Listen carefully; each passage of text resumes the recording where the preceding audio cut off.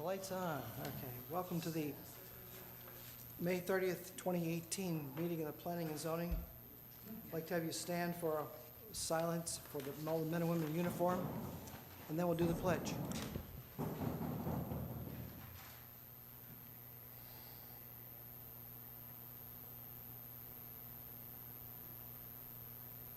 Amen.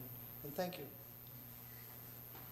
I pledge allegiance to the flag of the United States of America and to the republic for which it stands, one nation, under God, indivisible, with liberty and justice for all.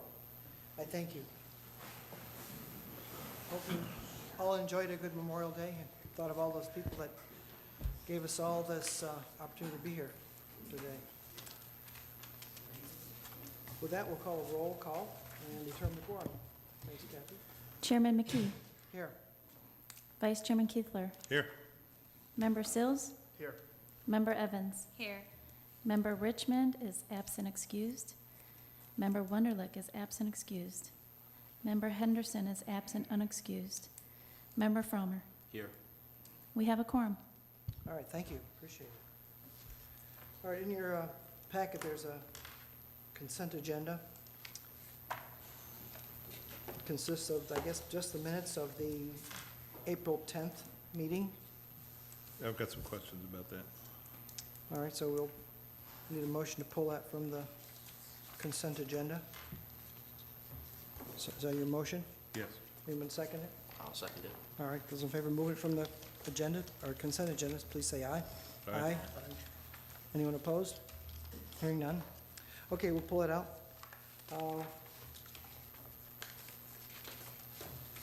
And the other one's already been pulled, it looks like. That one's been pulled? Yeah, that one's been pulled already. Okay.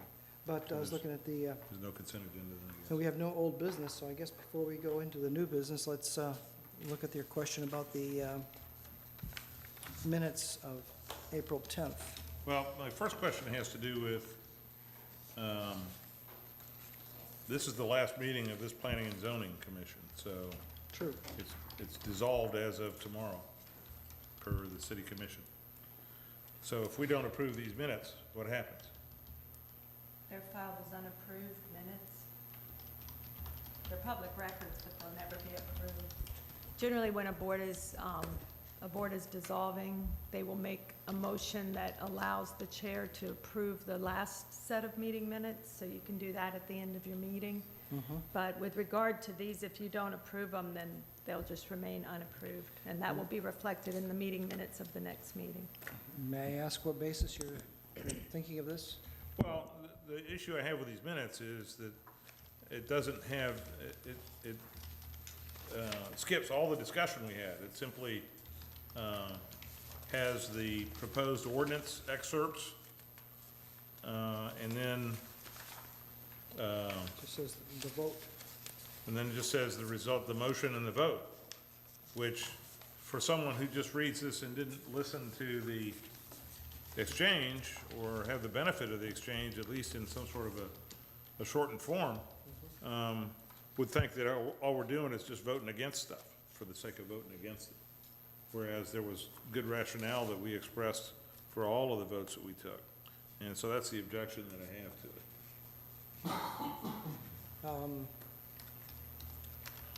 Was your letter you wrote submitted to be put as part of these minutes? No, not as part of these minutes. It was just a letter to the commission from me personally. It wasn't on behalf of the board. But it didn't address all of these issues. It addressed some of them. But I just think it's a disservice to, first of all, I think it was a disservice the way this whole thing came about. But secondly, I think it's a disservice to the current members of the commission, especially those that were present that night, to simply eliminate all of the discussion that talked about the logic and the rationale for the votes that we took. I think it's heinous. Kathy, do you know if the discussion was included in the minutes that went to the commissioners? No, I don't think it was. What was it? You remember what the I format know was? I did put discussion in the minutes. what was really relevant in the minutes. We do not do verbatim You didn't do verbatim. minutes. No. Okay. Well, I'm not sure what our course of action is, except to ask those to be included. Well, that's why I asked the question, what happens if we don't approve the minutes? And the answer is basically nothing, they go in the record. Well, I believe we can edit these, offer changes. Well, but there's nothing to change, because when you come down to all the motions, all that's there, if you look, is they just put the section of the Yeah, I understand. thing, and then it said after that, discussion ensued, and then just made like a statement. Is the verbatim available? Is that, Yes, it's all recorded. it's all recorded? But it's not transcribed, right? That's correct. Yeah. Would you want it transcribed and included in these? As a condition of approval? Well, I guess, given what was told to us before, I would propose that we take a vote that allows you, as the chair, to, we could request that there be at least some summary of the discussions for each of these points, and then you, as the chair, we could empower you to approve the minutes after the fact. Well, I think we can edit these minutes to add, we're not inventing anything. This is actually conversations that did take place at a bona fide meeting in the public realm, and I think it would be okay to ask to have that verbatim transcribed and included as Well, part of these so for minutes. example, on the very first point on top of page 7, all it says is 5 out of 5 members stated the revised language above is not warranted, and further, the current language should remain as is. Well, there's all kinds of points to be made in here that we talked about at the time.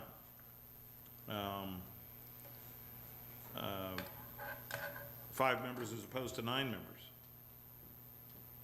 They put the staff rationale in here.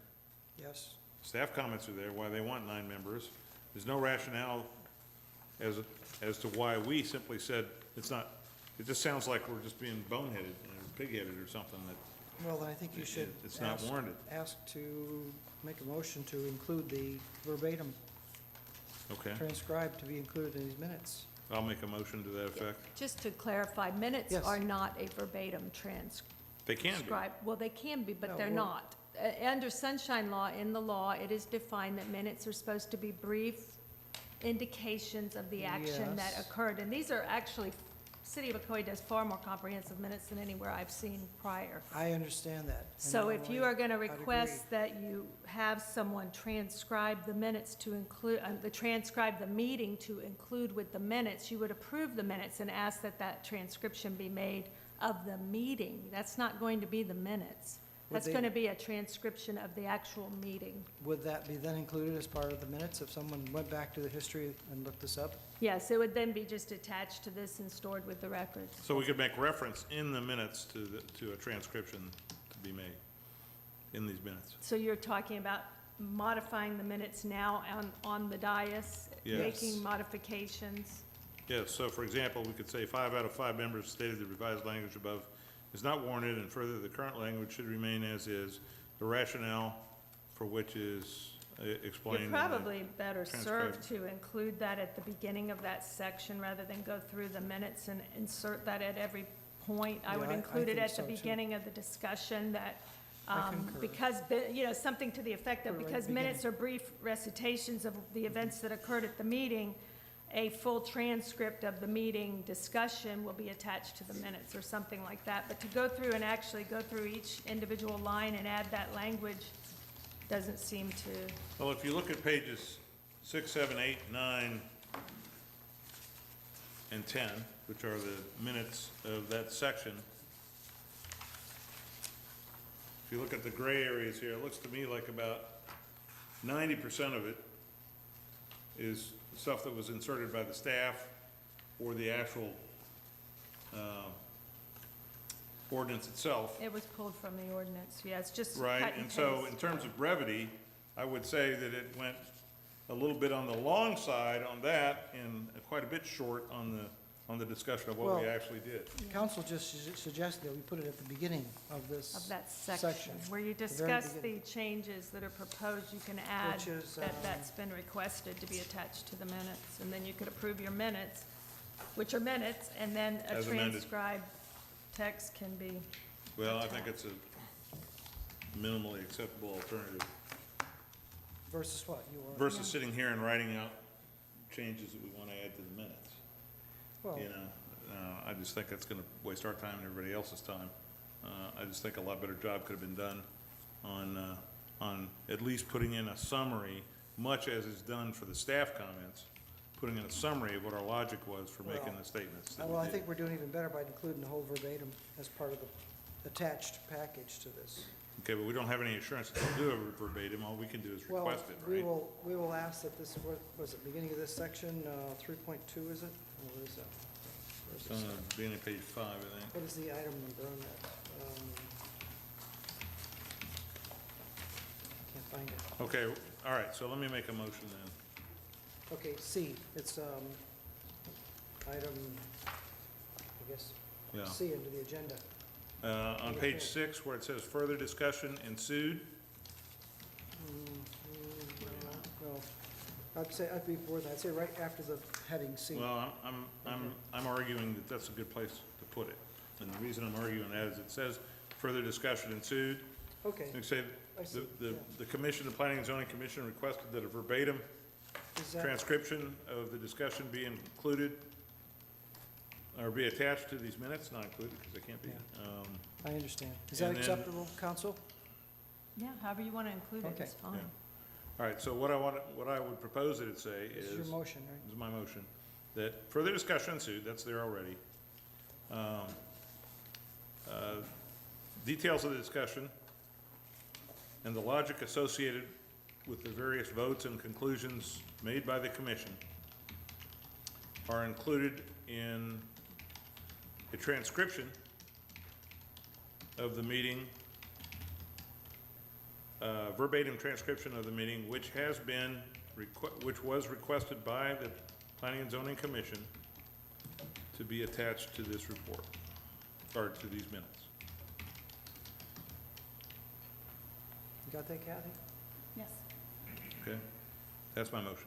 All right, now, do we have to include instructions that this actually be done? Or is that, Is that a separate vote? Well, yeah, how it's facilitated, I think, would be up to the city manager or commission if they want to hire a court reporter or somebody to do the verbatim transcripts. I don't know. I know digitally, the meeting minutes are scanned or kept digital, and so is the audio. But to have the, 2 hours, the clerk's office doesn't do verbatim minutes, so I don't know.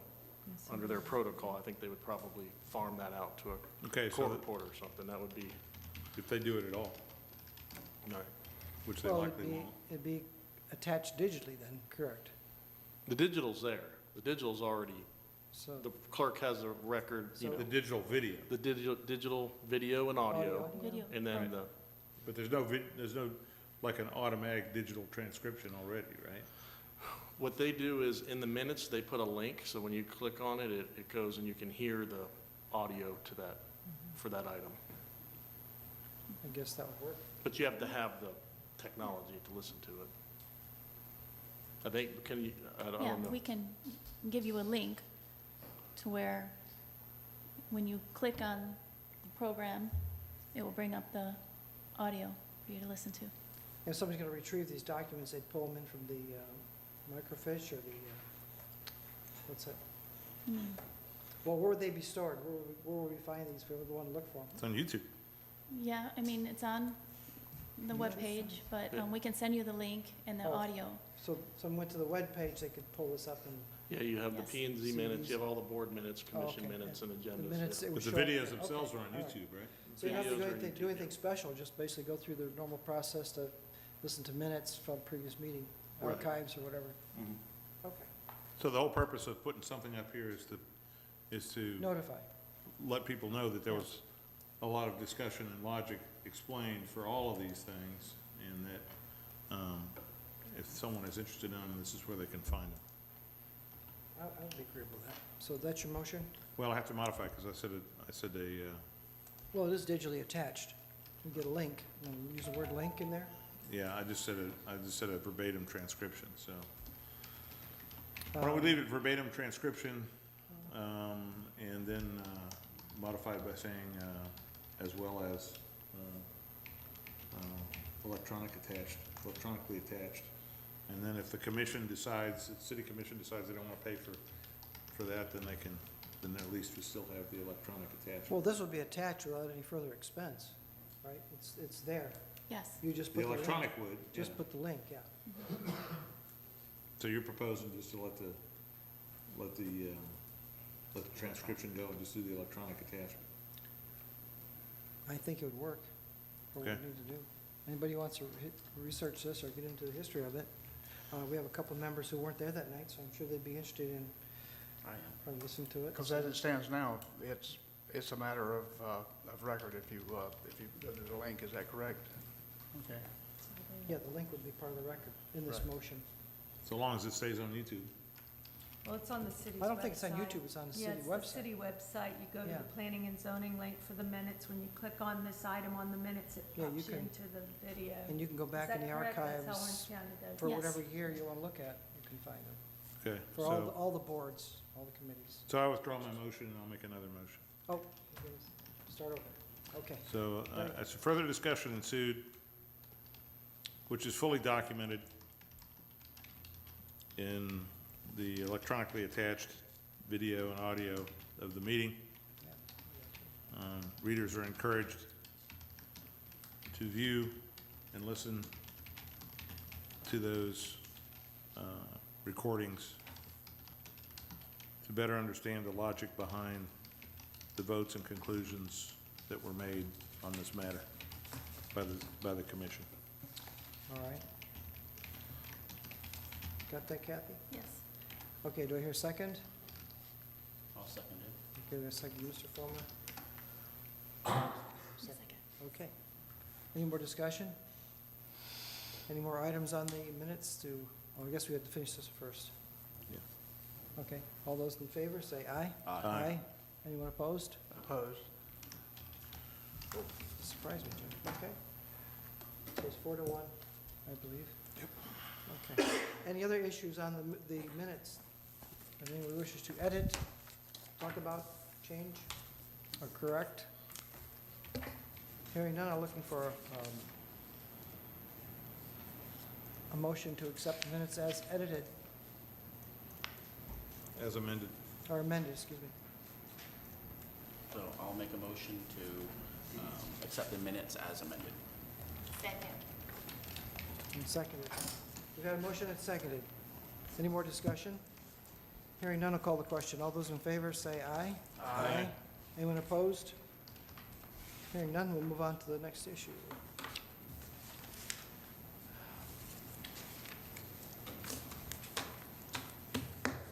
Okay. As I said, we had no old business, so we're moving on to new business. I believe we have it's a public hearing, and I think we have annexation and rezoning in this issue. Yes, for the record, Mike Rumor, city planner.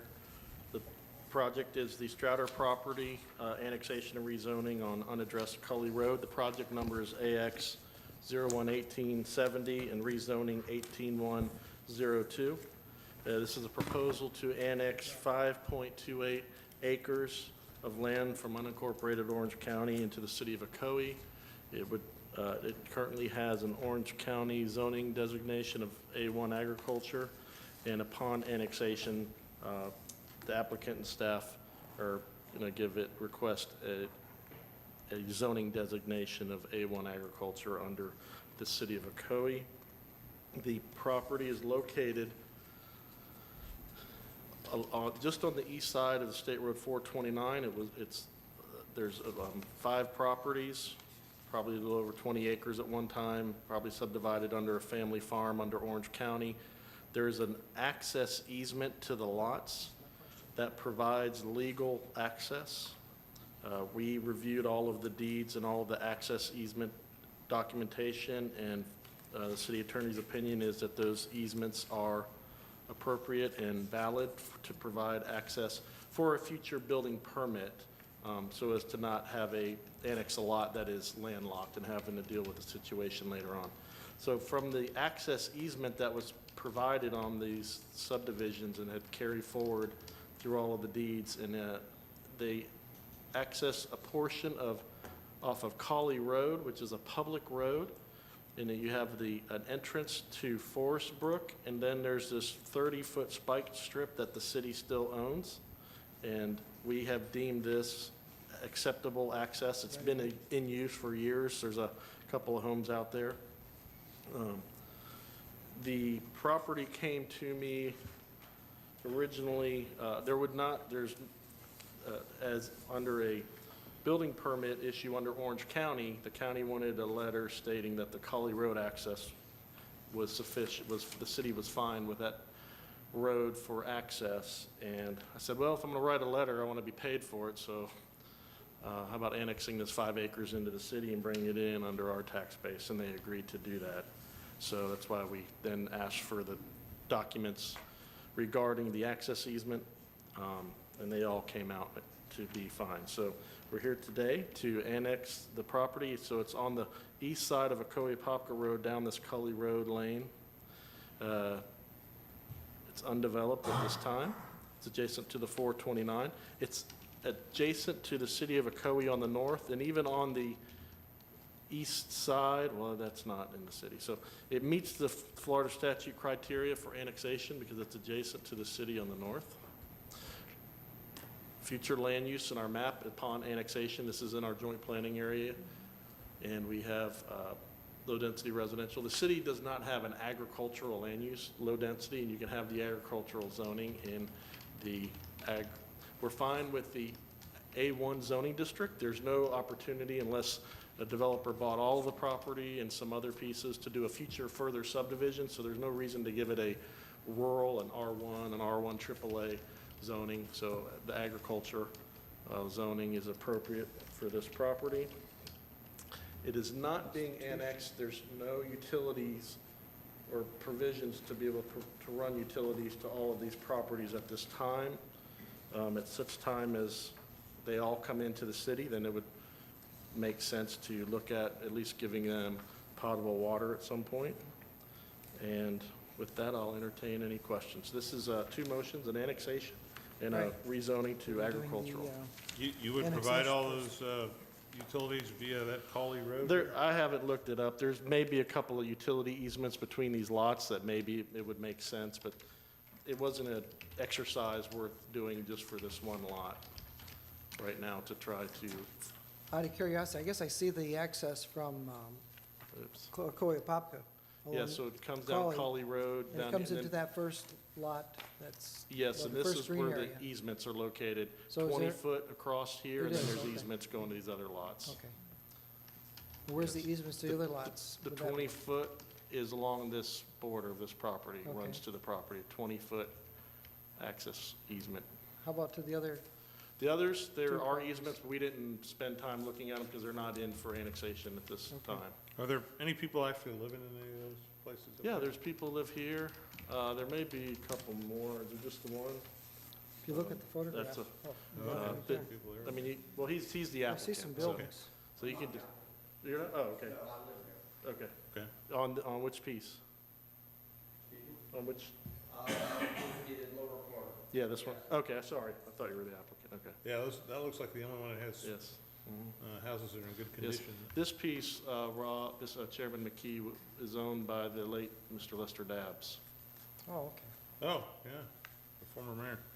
May I ask you a question? Sure. What, just look at the aerial picture, what is all that, it almost looks like a dump there in the middle of that lot. What is all that? I look at it as it's a cleared area. It's sandy soils. It's just sand.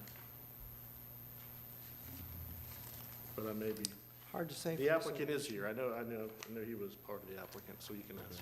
What is, you know, Just like the property below it, you see where the sand, floor is sand. so it's just like an outcropping of sandy dirt or something? Correct, see the one below is sandy, just like Okay. Yeah, it's just natural out that area. Is it all flat there, or is there some rise? Is it flat, or is there It's some pretty rise? flat. There's a percolated pond that starts in the backside of the property, goes through that swamp and goes into Forest Oaks. See that green area in Forest Oaks? Yeah. That's a stream that goes down through there, and this is turned back into the earth. Well, that leads me to my next question about the drainage of that. Do Well, we- on a 5-acre lot for a single-family home, they would not have to provide a drainage plan for the lot because it's 5 acres. Oh, so it's But they would have to exceeds that. show that they're above the seasonal high, if there's a 100-year flood, there isn't with those sandy soils, any wetlands or floodplain. Do you know which way that drains, north or south? I do not, everything goes towards, I think Lake Apopka in that area. So it goes north then? Yeah, I think that's what you can't see is that's a big berm that goes down toward the Yeah. 429 there. What was the quid again? The quid was they wanted you to certify that That Cully access- Road, the city was fine with, I mean, obviously, this is a public road, meets city standard. This is a section of the city owns this. It's not considered a public road. And were we okay with them accessing it in order to get their building permit through Orange County? So Oh, okay. What are I they said, building? well, I'll write the letter. If you'll annex, then they'll build the home and pay all the impact fees to the city. I'm sorry, what's that? What are they building, a home? The plan is to build a, Yes, yes, sir. The building process has been Oh, on okay. hold, and then they purchased, it's going to be a 5-bedroom house, so. So you're selling this to somebody to build a home, or you're No, building? no, I'm the brother-in-law and brother of the Straughters. I've been handling the annexation and trying to get this So project it's a- underway. they annexed in. So it's a brother-in-law deal? Yeah. And the same family annexed in a parcel last meeting, or two Oh, meetings okay. ago. Okay. on All right. Ocoee Mark Park. and Connie are, Mark's a longtime Ocoee resident, has a business in Ocoee, and then he just never even thought about annexing Ocoee, and it made sense to him, so. Okay. So we will be running utilities out there? We will not, as part of this annexation, in part of a building permit, will not be required to run water and sewer to this property, no. But what if they came and petitioned you for Oh, it? certainly, if they did, yes, we'd try to find a way. Then we'd have to pay? We'd have to No, pay no, to do they that? pay No. the connection No. cost, No, they they pay pay. the Out on the Clerk on Ocoee, I guess would be the Okay. connection point. All right. This is probably Orange County as well. Part B of my question about the drainage is, how and would this affect the adjacent developments? Well, in this case, in the A1 zoning, they have a 20-foot side setback. Okay. So the house, pad, any fill brought in to lift it up if need be would be 20 feet away, whereas if it were zoned R1A, it would only have to be 7.5 foot. So there's sufficient room to not require, now, when a permit is looked at by the building department, there is a drainage reviewer that looks at it. Right. And they do a foundation inspection, and if they see any issues there, they try to address it. So it could be addressed at a future point if it looks Yes. like it's a problem. Okay. All right, we don't want to impose any undue burden on our neighbors. All right, any other questions? That's under an assumption that a typical single-family home is going to be built there. You never know. All right. Do we want to talk about the rezoning now, or do we need to open it for the? And the rezoning, I mentioned it to A1 agriculture. Okay, so we're including both of those in this Yes, sir. It's gonna discussion? be separate votes though, right? Separate Yes. votes. You can do one discussion, one comment. Okay, so we've talked about the annexation and the rezoning, so at this point, I'll open take it from the board and bring it out to the public. Any public hearing, anyone want to discuss? Please bring up information form up to the clerk and let us know you want to speak.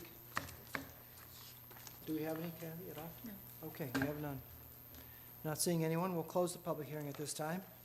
Bring it back to the board. Okay, what's the pleasure of the board? I need a motion. First on the annexation. Okay, I'll make a motion. I make a motion that the Planning and Zoning Commission, acting as the land planning agency, Yes. recommend approval for the annexation from Orange County of the property known as the Straughter property located at Cawley Road. Second. Okay, we have a motion and a second to annex this property. Any discussion? Questions? Hearing none, call the question. All those in favor say aye. Aye. Anyone opposed? Hearing none. Move on to the second part of this, the rezoning. So I need a motion for rezoning. Who'd like to step forward and make that noise? I'll make a motion that the LPA recommend approval for the rezoning for Orange County, the property known as the Strouder property located on Cowley Road, project number RZ180102, It's through the city of Ocoee, right? through the city of Ocoee. Second. Have a motion and a second. Any discussion? All those in favor say aye. Aye. Anyone opposed? Hearing none. Thank you. Okay, the first reading of the ordinance will be June 5th, and then the second reading, public hearing, will be June Okay, 19th, 16th. so that's 2 readings. Okay, I think, whatever. The Can't add to- 19th. 19th, okay. okay. Thank you. Moving on to the next item. Okay, yes. Lot 8, Fountains West. Yes, this is the Fountains West PUD, located on the north side of West Road where the Publix, the new Taco Bell and Wendy's are out parcels to this development. The property you see in the aerial is vacant. It's considered Lot 8 of the overall Fountains West development. And the Lot 8 had separate ownership than, I think it was Halverson who may have owned the Fountains West, who did the public shopping center. You can see the number of out parcels. There's now a Wendy's here, a Taco Bell, and there's an out parcel here which was recently sold, so I'm expecting a site plan. So out of this development, this was Lot 8, and it was owned by a church, the International House of Prayer, and the PUD stipulated for this Lot 8, the only approved use was for a church use. They have, that's just their, I don't know why they were included in the PUD, but they were, and so that's what they wanted back in 2006, just to have a church use approved on it. The church is now occupying a building on Franklin Street, and they've abandoned their plans to develop this property. And so they have it for sale. We have an applicant here that is looking to amend the PUD specifically for Lot 8. The zoning is commercial PUD. The amendment was considered to be a substantial amendment or a major amendment to the plant PUD because they're introducing new uses. And with that, we have a revision to the PUD land use plan for Fountains West to show sort of a development pattern for Lot 8. The overall property is 43 acres, and this tract by itself, I didn't write down the acreage, I don't recall what it is, but again, it is approved for a church under Lot 8. The applicant, Summit Construction, is requesting an amendment, so here's a table. If I go in here, in your packet, you'll have the old PUD plan, and there's a permitted use table, and if you look at Lot 8, it'll say church. So what they're proposing to do is provide more uses in Lot 8 to include a storage facility, self-storage facility, daycare, retail, restaurant aspects, just as the rest of the PUD has. And one inclusion is a public use, which we are using in the public shopping center. We have a fire station there. There is a provision that a fire station perhaps could be located on this lot as well. The revision to the PUD is, let me see here, proposed in 2 phases. Phase 1 is a self-storage facility, 102,600 square feet. If you look at how this self-storage facility operates, you pull in and do the loading. It's all indoors. And I'll come back to the self-storage aspect. You probably heard me talk negatively about self-storage in the past, Couple so phases, I'll right? explain So myself. we had a moratorium on Moratorium went away when we adopted the 429 criteria. Oh, we did. But, yeah, so in phase one, they're showing commercial and future development in the back part of the parcel. They do not know what is planned, it's just we have the uses as part. So instead of doing a bubble plan overall, just saying this could be one of them to show kind of how it would develop out, let's look at the access points to this lot. With respect to the self-storage, these properties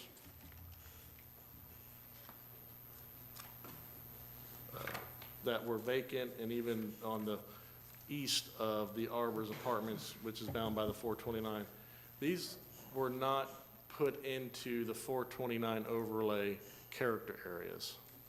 So if you recall, we adopted specific requirements for properties at the West Road interchange, but they are on the east side of the 429, east and south side of the 429.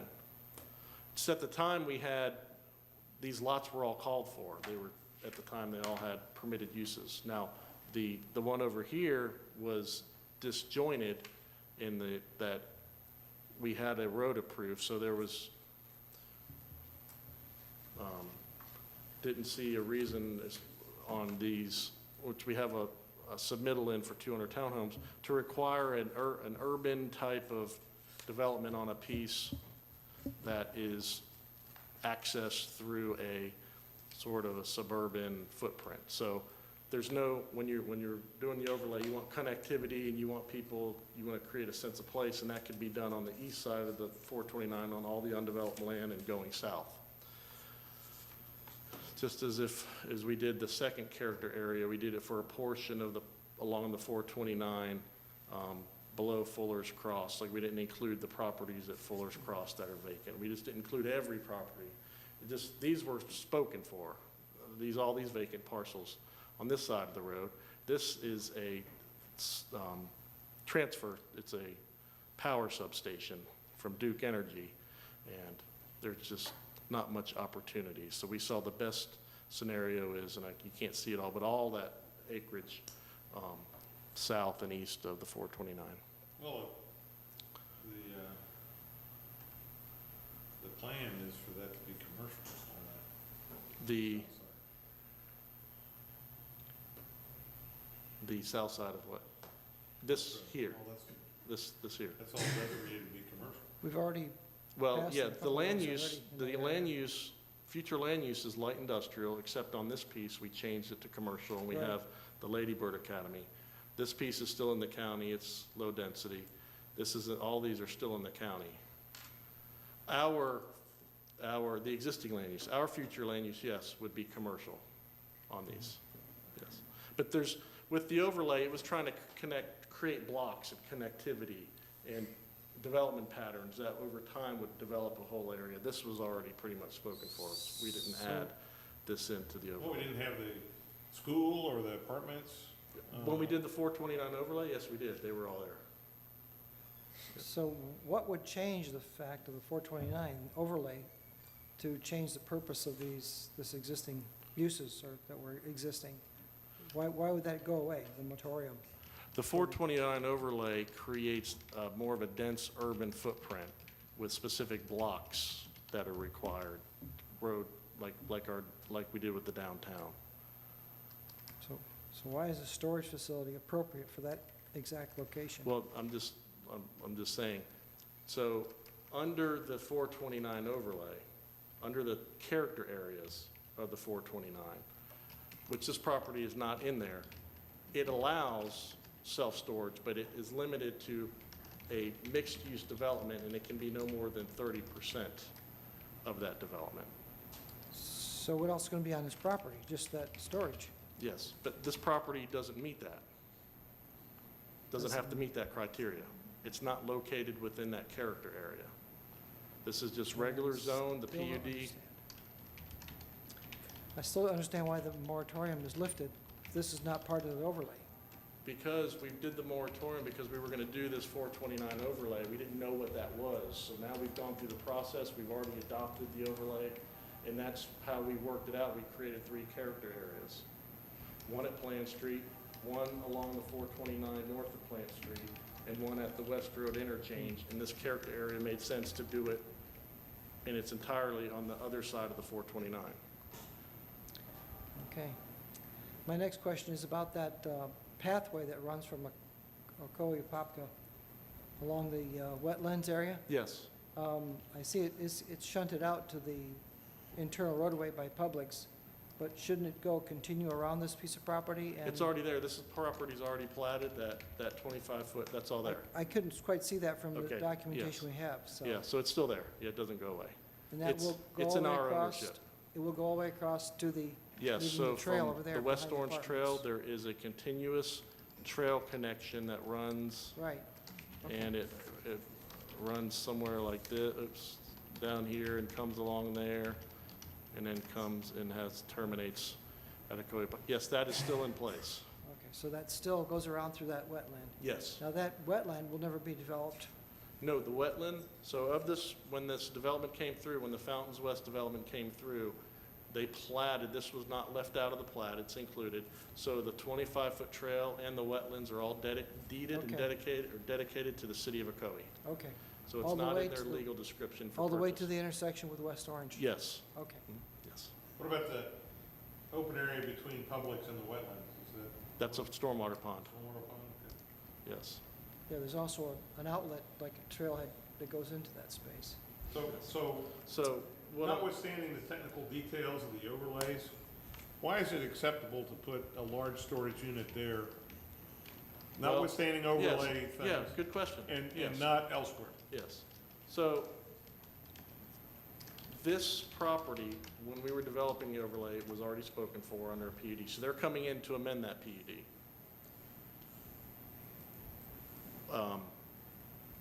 It's sort of like the Sunbelt rental that's going in. It was the last piece of I-2 zoning. This property, what makes it more appropriate than any place else? Well, it's not visible from the 429, kind of makes me happy for having a self-storage facility. If you were to look anywhere in that area, I mean, we've got the, 2,000 homes coming out of the ground plus what's existing. There's no storage out there. Yes, there So- is. About a mile up the road, there's a Okay. brand new storage place. In Apopka or in the Yeah, it's county? just on the south end of Apopka, but it's Yeah. brand new. Okay. So So- I would argue that the demand is not demonstrated to be there. Okay, super. So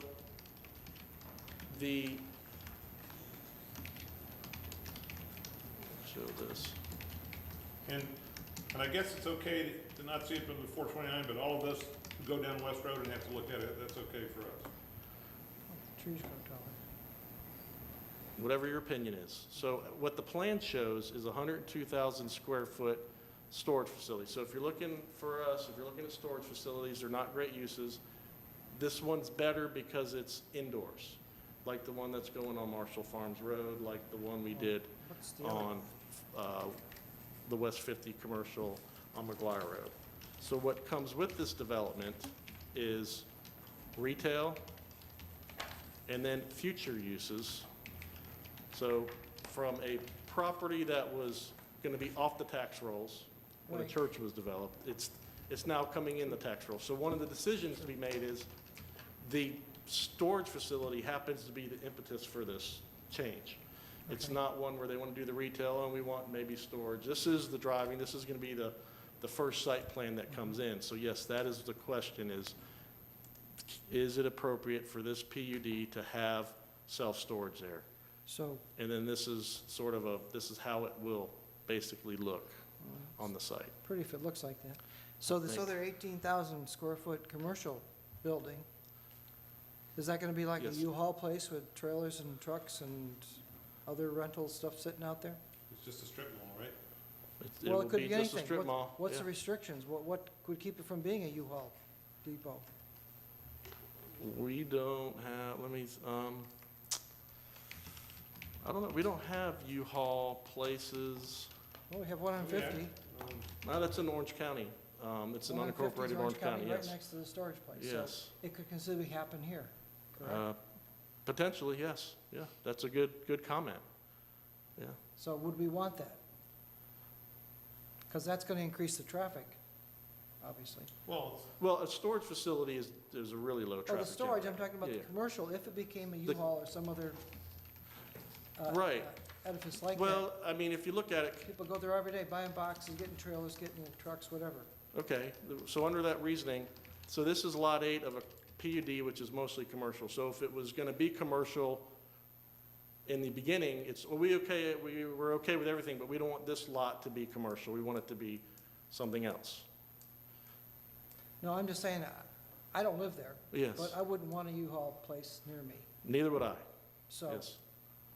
I mean, so what depot assurance like do we that. have there? So my question is, what restrictions are on this property as to what can go in that commercial Okay, space? yes, Is there any? yes. So, So as it's I not part of said, the we don't overlay, have so any that- U-Haul dealers in Ocoee. So we Now, could there's have, people that rent a truck here and there in code enforcement thing. Because what you cannot have is you cannot have vehicles with a advertisement parked up near the road in the city of Ocoee. In a commercial district, you can't have outside storage of your goods unless it's in like a Walmart well, garden it center. says commercial, so what's the difference? Under our commercial guidelines, it doesn't allow that. Well, Under the Sunbelt's commercial. commercial. Yeah, how about Sunbelt? No, it's heavy industrial. Oh, okay. I-2 different. heavy Okay. industrial, That's the yes, zoning part of it, okay. yes. Yeah, but that's next to the road. Which road? West Road or the other road? The public road, McGuire. Fountains West Road, McGuire? The one right, Oh, the right one there. behind this one right here, Taco Bell? Yeah. yeah. Yeah. Mhm. Can't be visible from the road? Correct. It could be seen, yeah. On Yeah. top of the bridge, you can see a lot there. Mhm. But anyway, for this, what are the restrictions for this? Just a C2? What is this, the space? It specifically says in the table, it has that it is, it's a good question. Appliance store, car wash, clinic, commercial retail, Commercial department store, convenience, drive-in Commercial restaurant, retail, departments, yeah. equipment sales, furniture store, that's the one. Fire station, Lot 8's the last one. right? heating, venting, interior That- decorating, Liquor store, There's more uses than liquor that. store. can't have a liquor store, it's too close to the school. Can a liquor store meet the separation requirements? I don't know, I don't think Yeah, so. maybe not. That's, probably not. they'd I'd have to say go no. through a process. Yeah. Movie theater, miniature golf course. So basically, the only thing it can't have is a grocery store, a bank, a bar, Publix, like that. Commercial retail, whatever it's, it can't have a liquor store. can't have Okay. a convenience store. Can't have a liquor store, can't have a supermarket, can't have a commercial convenience store with gas station, can't have a car wash, and can't have a bar. Everything else is Katie bar the door, right? Yeah, If so it's not listed, it's prohibited. Right. Well, almost everything is listed. Yeah, I was gonna say, it only skips a couple items. Yeah. Okay. All right, folks. Any more questions? Well, I've still got more. Oh, I'm sorry. Still got more. Part of the public testimony. The project had, with its original PUD approval, a set of maximum daily trips. It did not look at, because it was a church by itself, which doesn't create a peak AM or PM trip throughout the day, except for on Sundays, and the rest of the commercial does not. So it just limited to a maximum amount of trips it could generate a day. With this PUD revision, we had them provide an analysis of the trips of what we know, some assumptions, are gonna generate. You have the self-storage. They assumed the 18,000 square foot commercial, they just went and said, let's make it a daycare, which creates a peak trip. Probably would, yeah. And in that, yes, there is a lot overage. At the same time, staff is under the first review of a large-scale comprehensive map amendment from low-density residential to medium-density residential for 200 townhomes. Those are gonna have a peak AM trip. They're gonna have a good-sized trip generation, 200 units times 7 Twice a day. trips a day, so And the school, as part of the PUD, still has a requirement to test for a signal throughout the school year, period. So we have these three uses. The PUD, because remember, when the arbors came in, it was apartments and commercial, then the commercial changed to a school. When they made that amendment to the school, that's when the traffic signal, because that created a peak trip where they have to test for a signal. Now this signal. Under the second traffic plan, not under the first one. The second one, yeah, I think so, yeah. We discussed that too. The first plan, they were gonna come back out the other way. We discussed that at length. Yeah. West Road is a county road, so any signal still has to be approved by Orange County. So knowing that we have a large user in on this side, we now have this application, and we have the school that has a traffic generation. What we're looking to do as part of the PUDs, they don't know what all of the PUD is going to develop as, is a assumption of uses like they've provided. We have the school, you have background, and you have this large scale to come up with a proportionate share formula. We have a proportionate share formula. A proportionate share, run these trips through, and it'll come up with an amount that would their proportionate share obligation for a signal. And then part of the mitigation would be they would pay that proportionate share. We would keep it in an account at such time as the county says, okay, we're ready to have a light. City, you approve this development. Where's the money? And then we'll say, here's the money towards the signal. The bulk of the rest of the phase one, if so approved, is a storage facility, which is a low traffic generator. We're going to capture a commitment of the storage facility, retail, or daycare up front in the proportionate share, along with the townhomes and the school. But the bulk of the rest of the future trips, we're not able to really figure them out. So what happens is when phase two of the PUD comes in, they'll have to amend the plan because they'll have a use.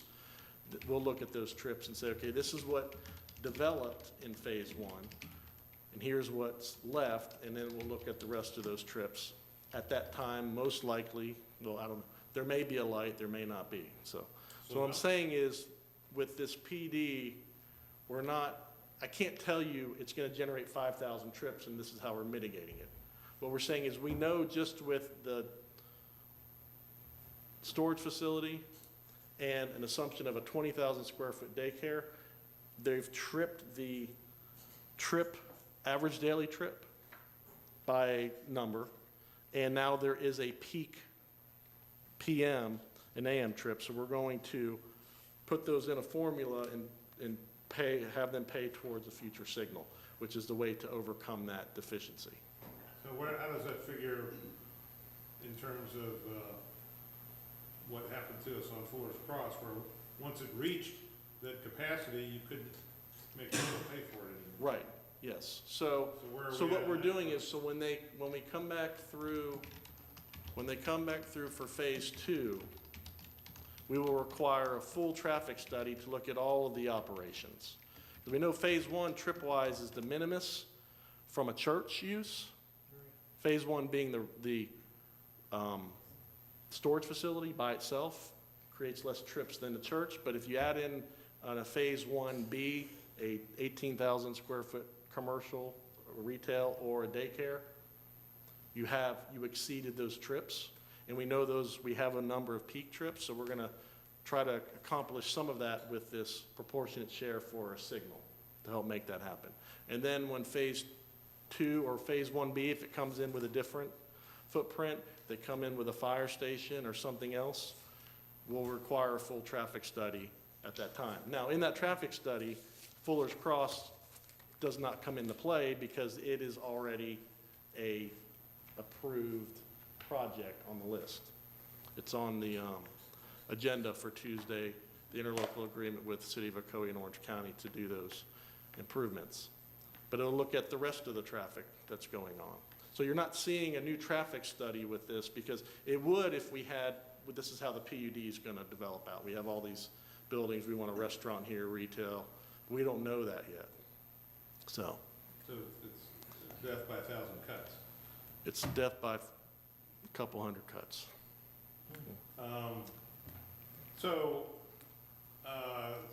Help me, just for my Yes. understanding how that's gonna work.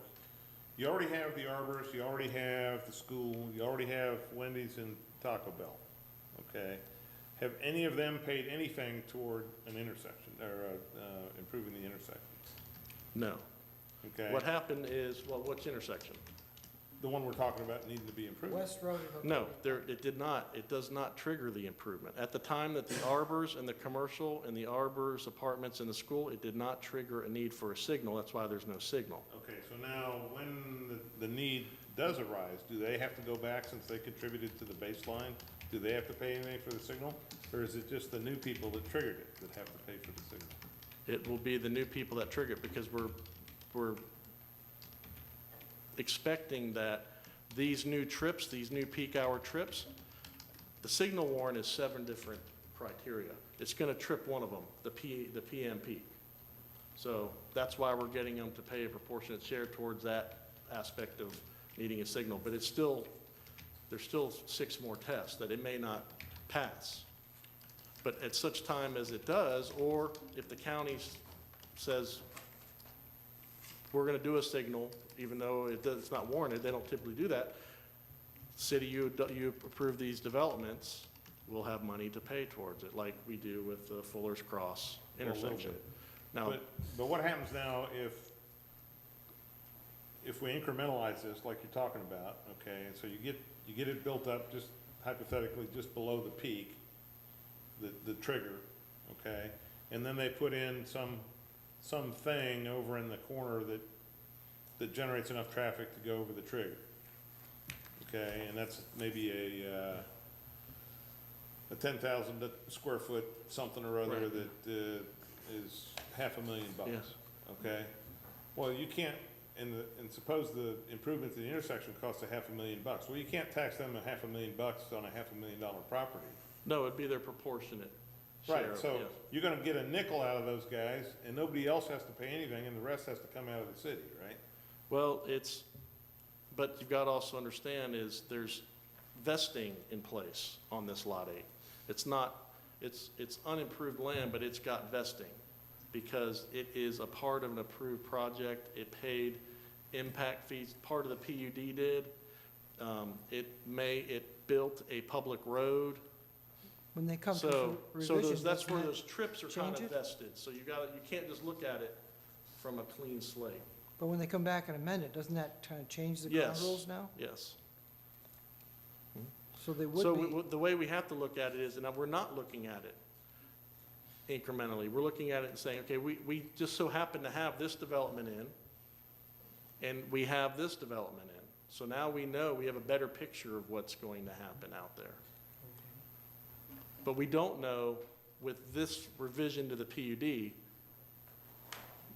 even it had a trip under the PUD, there's no, under the land use plan, they didn't have a footprint of a sanctuary and a school. They didn't have anything. They just were allowed to create 581 trips. They may have come in with a big, and created 1,000 trips, and we would have had to retest them above what they're generating. That's what we're doing. We're saying, you have this ability to create 581 trips. How many trips are you going to create from what we know? Let's do something more than just if they didn't show the retail or daycare, they just showed the storage facility, it would be de minimis. all right, so when somebody comes in with a project, and under the land development code, depending on usage, there's so much assumed traffic and parking spaces allotted, so you can kind of calculate a theoretical trips per day. So why not, in this case, assume that phase 2 is going to be the absolute worst case they can come up with, whatever that might be, and add that to your number of trips per day and go from there. Because you're effectively doing exactly the opposite. You're assuming Yeah. the best case, because you're saying, well, we don't know, so we'll just give you carte blanche, and then when you finally do something, we'll figure out what that is, but at that point, you may be the only guy paying for it because you're the only one that tips it over the trigger. No, I disagree. I think you're,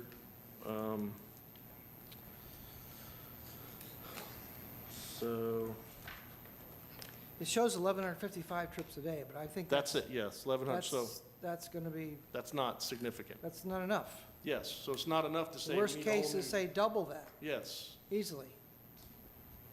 So that's how we should look at it. Well, At that's- this point, we don't that's- know, so why not assume the worst case? Okay, I mean, we already saw that there's hardly anything that's restricted on that parcel. I just don't agree that this parcel fronts an arterial road, 2 arterial roads. There's no deficiencies with the access issues out there. The roads are not Mr. failing. Richmond was here. I think he To make a PUD, this is what we used to do. We want you to design your PUD. You don't know what it is, we want it designed all the way, and we're gonna do the worst-case scenarios, and we work through these projects for years. That's not what we are now, and that's not what we're gonna do. This PUD amendment, what it's simply doing is adding 500 more trips than what's permitted. That's it. What I'm saying is, we know we have a traffic study for this parcel. We have a use that has to look at a potential signal as part of their PUD improvement. And now we have this use that, one of the uses they're asking for, creates a PM peak trip. That PM peak, that is what the analysis showed would be the issue at the needing a traffic signal. It's not the number of trips, it's not where they're going, it's that PM peak. Because you have a school, you have the residential. So what we're doing at this point is looking at a proportionate share towards the signal. But those 500 new trips do not necessitate a full new traffic study to be done. It wouldn't tell you anything.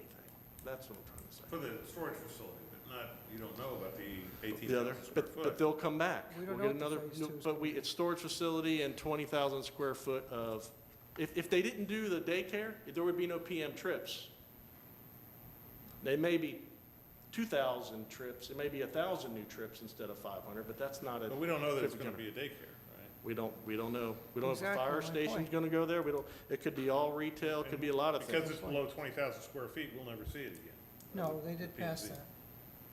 We will Because, see it, because it's over 10,000 feet. No, they didn't pass that. I thought they did. I was No. here. They didn't pass that. Sure did. no, it didn't pass They that. didn't pass it. No. That motion died. They So, never even made it to a I motion. didn't see that. but The Yeah. only thing that was objected to was Well, that wasn't presented in the ordinance. yeah. The phase, if a phase 2 come in, it says come through the same process and come across the board, right? yes, yeah. And depending on what that is, The only thing P and Z is not gonna see again is the 18,000 square feet. And this P and Z isn't they'll going to see see anything. Yeah, the this is P&Z storage will see facility, the P and Z will not see a, well, if you look at, Basically, the next P and Z won't see anything. So They won't, Just- see- they won't, just be asked to rubber stamp what the staff is telling them, that's it. yeah.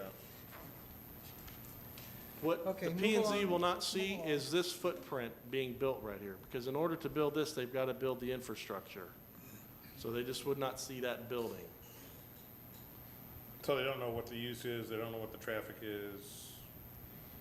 So why not assume the worst case, just to protect everybody? Yeah. Well, that's what we're attempting to do.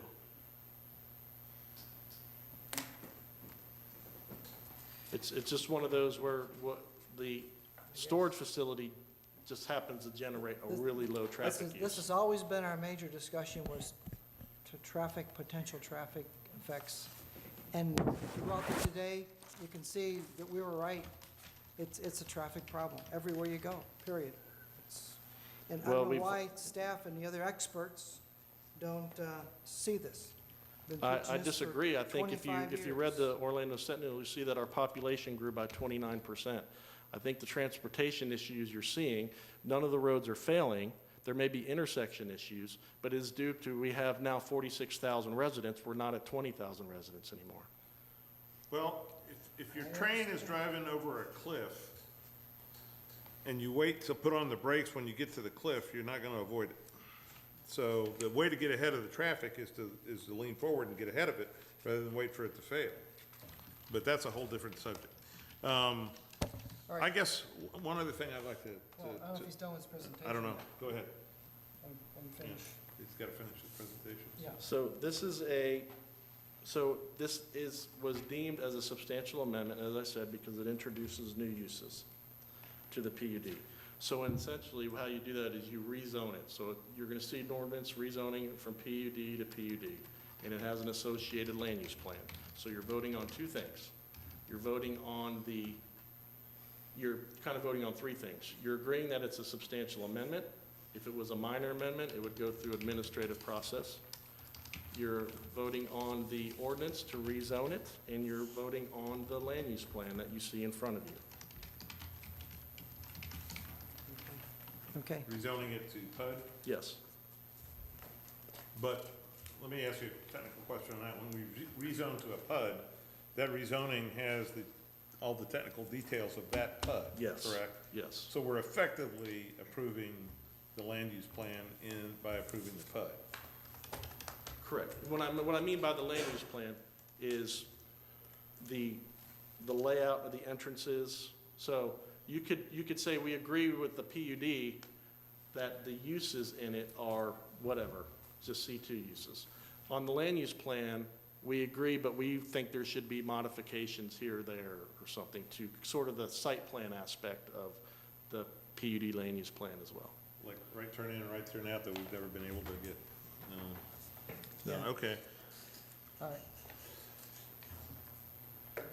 Is that it? Yes, you can Okay. open the public hearing now. All right. Any questions, staff? I have one question. Okay. Go ahead. Can you explain to me one more time why a storage facility like this is not acceptable at the intersection of Clark Road and Colonial, is not acceptable in any of these overlay areas, but it's perfectly acceptable right there? My reasoning for not approving a storage facility on Clark Road and Colonial is because there's 7 on Colonial Drive already. 7 storage facilities, one of which is in Orange County. That's why the site on Colonial, which we have an approved PUD there with retail and restaurant, they wanted to amend it to bring in the storage facility use. Yes. That's why that location is not acceptable to me as a city planner. 7 is enough. 7, 6, 5 automobile garages is enough on Highway 50. That's why. But in other places of the city, we don't have that same issue. It just happens to be on Colonial Drive in our community redevelopment area. We have a lot of automobile garages and storage facilities. So under the parcels we have left for development, just did not want to see one there. And other people agreed. In this area, there are no other storage facilities north of Plant Street, which is just they have a couple of units around a what do you call them, automobile, Glenn's Auto Body, in the city of Ocoee. There are no more storage facilities north of 50 except that one on Blueford Avenue. So, could there be one? Yeah. Is it the best use for economic development? No. No, but this piece just happens to be one that doesn't have an overlay. It wasn't intentional. This property was spoken for. There may be another site. We've talked to another site on the corner of Fuller's Cross and Ocoee Popka to do a small storage facility there in the past. But we've also turned away Noah's Ark self-storage. They wanted full outside, the normal where it's all outside on the north end of town in the past, yes. This one happens to be all indoors. You don't, look at the school. So the fact that there's one a mile up the road doesn't affect it even though it's not in Ocoee? I mean, that can meet the demand. Potentially. Is it possible the phase 2 would be an outside storage? Or is that off the, No, but that would come through here as part of the PUD amendment. They could seek to have more self-storage there, yeah. okay. Any other questions of staff? Now, and it's also like that future development in the back, the Arbors have asked to come and put 3 more buildings over there. On the Don't back want part, it, That back square? but they have every right to come in and apply for it, just as anybody else does, so. You don't want it, you said? Yeah, we didn't want more apartment units, yes. And what would be your rationale for that? Just my rationale, just my decision. That's how I felt that day. Okay. No, we've had said specifically, no more garden apartments within the city of Ocoee, and they are doing garden apartments. That's why. Garden apartments being, Okay. Garden apartments being 300 units, lots of open space, outdoor balconies, okay. Like all the latest ones we've had. like all the latest ones. We said no more. Okay. But storage units are okay. You got a question? No, I was saying let's move on to public hearing. Okay. Okay, let's move on. All right.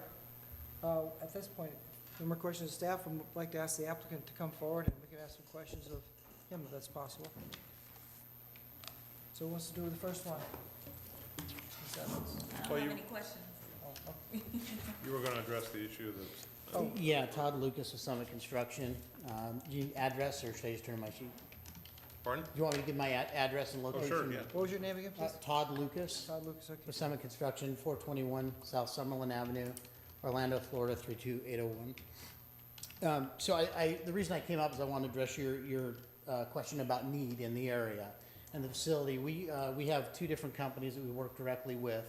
Marcus Millenchamp, who's recognized nationally, and Sitewise, who's recognized nationally in doing not only self-storage, but all kinds of different businesses and looking at needs, looking at average numbers per users and things. Within this area, the market is a 3-mile market. There's one storage facility that you identified that's in Apopka. Based on a national average and a local average of square footage of self-storage per person, this area is underserved by 164,594 square feet. So there's definitely a need for it in this market, which is why we looked at this particular property. It's sort of a hole in between Apopka up to the north and then the area on 50. Ironically, if you expand we expanded to 5.5 miles. So that took in all the way from simply self-storage in Winter Garden to all of the self-storage that's in Apopka. There's still a need or a underserved. The market is underserved by self-storage because of the incredible growth. Now that's based on where we're at today, and I think, as Mike said, almost doubling the growth in the city of Ocoee. Additionally, if you look at the next 5 years, there's expected to be 11.8% additional growth within this direct 3-mile market. So now you're saying it's underserved by 164,000 some odd square feet. Plus, it's going to grow. The market's going to grow by another 11%. So there's a substantial need in this market. And as we came in and discussed with the city, a thing that we do bring to the table. So our company, and you probably know us because we developed the school and built the school. Our company, we've built over 14 million square feet of self-storage. We all came from the self-storage industry before we moved into the schools. We have a state-of-the-art facility. We do a very nice-looking facility. We're just finishing one in St. Pete that's a drive-through. We've got the one that you saw the picture of that's a drive-through. And we keep all of our activities on the inside of the building. Unique to this one and not to some of the others is that we are going to own this facility ourselves. And we will hire a management company, a professional management company. So you may see a Cube Smart or an Extra Space storage on the exterior of the building, but it'll be owned by us. So your question of trucks, we don't do truck rentals. We wouldn't have truck rentals. There's no outside storage. We've done my neighborhood storage down off of Sand Lake Road, right behind the Chick-fil-A is the very first one we did that's an interior drive-through. So it's a concept that's been very good in communities because even though it's a low traffic generator, when those trucks pull in, there's no offloading, no visible action. There's roll-up doors on the end, so when the facility is shut down for the evening, the doors come down and it's completely secured and all internal. They come up during the day and you drive inside the building. So that just addressed a couple of questions that came up, and I can certainly answer any others you have. Can we see the picture again? The rendering? That's not this facility, that's a different one, right? Yeah, so this is the facility that we actually designed and was built on a corner of Curry Ford Road and 417 on the other side of town. It was just completed about 6 months ago. The colors are a little bit different. We manipulated colors. The facility that we were doing here, we just proposed this to the staff, and we said, this is the level of finish and detail we'd want to put on this. Obviously, we can make it look exactly like that, except we wouldn't have a couple of the jogs because the property at that site had a curve on the corner where we had to jog it. But we can make it look exactly like that, or we can add some additional things. I know that there's design requirements that we're talking with the city about that we'll be meeting. And our intent is to have something that's not, that's, there's too many storage facilities, especially with the bright orange doors that just stick out like a sore thumb. The advent of the internet has been huge to the industry because it used to be the only way you really generated business was drive-by traffic, so you had to be seen. Now, this is a great site, an area with need, and the internet advertising is where you do now 70% of your business, and so we can be a little more subtle and fit into the environment, and that's what we're doing. So toward that end, why did you choose to put it up at the front of the parcel instead of in the back? Well, because there's a substantial slope to the back, and it would mean developing and bringing that site up quite a bit in the back, and that's very costly. Some of the conversations that we've been having with other potential tenants was to utilize that back portion as it is more as open area, so we wouldn't be having to bring up the site there. So, and it also makes it easier for the trucks to maneuver, to come in, pull in any sort of a vehicle that comes to offload and come directly out. We put it in the back of the site, we'd be asking traffic to come through the entrance where the Taco Bell and the Wendy's are, then through additional commercial uses to get to the back of the site. We don't want to create that kind of interference as you're going in and out. I meant to ask this question to staff, but maybe you can tell us, will there be any commercial or any businesses being operated out of these stalls? No. 100% personal storage. The only retail type use would be in the storage office, where if you rented, or if you weren't renting, you can come in and buy boxes or tape, moving blankets, that kind of I'm just saying, someone rents the space from you, are they allowed to Not allowed to. do some sort of fabrication or? No. And the way we control that is that we have our lighting systems on motion sensors and timers.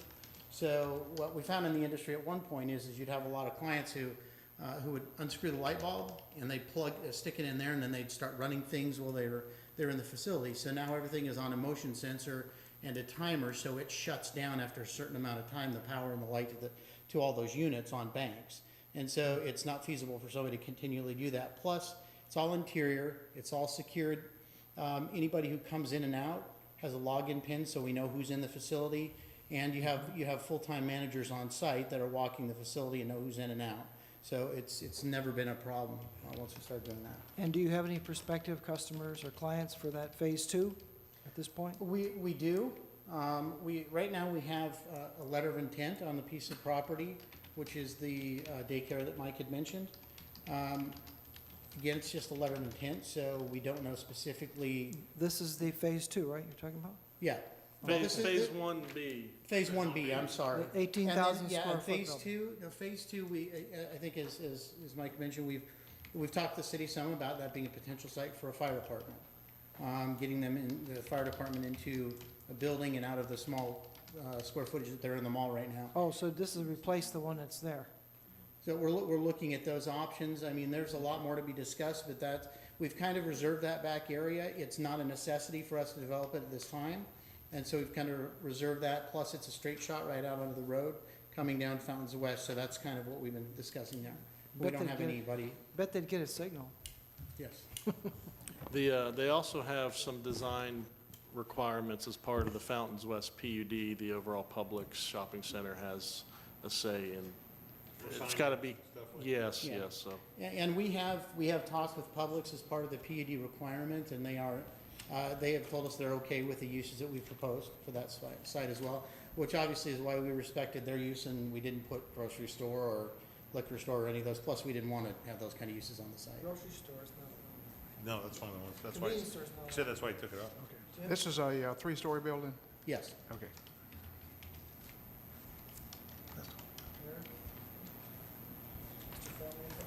No, I don't. All right, any more questions? I can't think of anything All else. right, at the thank moment. you. Thank you, sir. All right, with that, I'll bring it back to the board. Any comments at this point? Yes. Otherwise, we'll open up as a public hearing. Anyone like to speak before the board concerning this issue? Please present an information sheet and approach the dais. Hearing and seeing no one, we'll close the public hearing at this point, and definitely bring it back to the board for final comments, I guess. I'd have a comment. I like the idea. I was concerned about the traffic signal, and it seems like staff has already worked that out. I also like the idea that it's no longer going to be off the tax roll. With this 102 square foot, I'm looking at the ad valorem taxes that this project will create, so I would, that's a win-win, I think, for the city. All right, any more comments? Greg? Yeah, I'm opposed to this, and I'm primarily because I don't think that what we need there is I don't think a storage facility fits with the overall development in that Publix area. And it's a 3-story building. It's not going to be inconspicuous. And if you drive by there every day, which I do, you know that that's going to be very, very visible. And I don't care to look at that myself. And I don't think we need a storage facility when there's one right up the road, notwithstanding all the numbers that were thrown out based on somebody's assumption about how much storage is needed per person. So I'm going to vote against it. Well, I still think that we're not looking with that full potential of this property being developed, and we still should be looking at the worst case, and that's what we should be looking at as far as the traffic patterns. I still think that's wrong. Strummer, anything? Mr. Chairman, you ready for a motion? Yeah, we're ready for a motion at this point. Okay, I'll move that the Planning and Zoning Commission act as the official body. Recommend approval. Subject would be Lot 8, Fountains West PUD Major Amendment, rezoning to PUD, project number RZ-18-04-06. Okay, we have a motion. Do I hear a second? Second. Okay, second from Ms. Evans. I have a motion and a second. Any more comments for discussion? I guess I'd also like to say that I do like the idea of being brought back onto the tax rolls. And I hope that whatever else goes in there also generates a fair amount of tax and fees as well to cover these extra costs that definitely we will be shouldering as one of the 46,000 people that live here. And with that, I'll call the question. All those in favor, say aye. Aye. All those opposed? No. No. Okay, we have four, and No. Oh. 3-2. 3-2. It's 2-2. 2 and 2. No. Let's do that again. 3-2. It's a Okay. 3-2 I said no. 3 in favor We've got and 3 2 in opposed. favor and 2 opposed. Motion carried. Motion does carry. Hopefully your message is sent over there. Okay, next item is C, 901 East Crown Point Warehouse, PUD, public hearing, and there'll be annexation, a small-scale comprehensive plan amendment, the rezoning of the PUD, and the PUD land use plan. So, Mr. Rumer, All right, yes, I guess it's up to you again. yes. Okay, so this is a four-part process. This is the 901 East Crown Road PUD. It's an annexation, rezoning, small-scale comp plan amendment, and PUD land use plan. The parcel is located on the east side of East Crown Point Road, just north of what is the Park at 429. The property is in unincorporated Orange County. It contains a manufactured home and a nursery, tree nursery. The proposal is to annex it into the city of Ocoee, as the zoning map for some reason didn't update and show this as light industrial PUD for the Park at 429. This is the small-scale comp plan amendment, changing it from LDR, low-density residential, to light industrial. As I said, the request is to annex it into the city of Ocoee. It meets the Florida statutes, it's adjacent on the south and the east side to the city. It's within our joint planning area boundary, runs down, it's on the east side of East Crown Point Road, so it's in our joint planning area, and it's in our utility area. As part of the Park at 429, we had the developer run and stub out water and sewer at the north end of this property, so it is now making it available for more properties to develop. As I said, this is an annexation and a small-scale comp plan amendment, and then a rezoning the PUD. What is the rezoning the PUD? So the parcel is 2.4 acres in size. Behind it on this portion of the Park at 429 will be a 50 to 60,000 square foot building. It's building number 5. You had 1, 2, 3, 4, and building 5, and then they have the stormwater ponds for the Park at 429 down here. The I'll put here, it's a light industrial use, light industrial flex office building.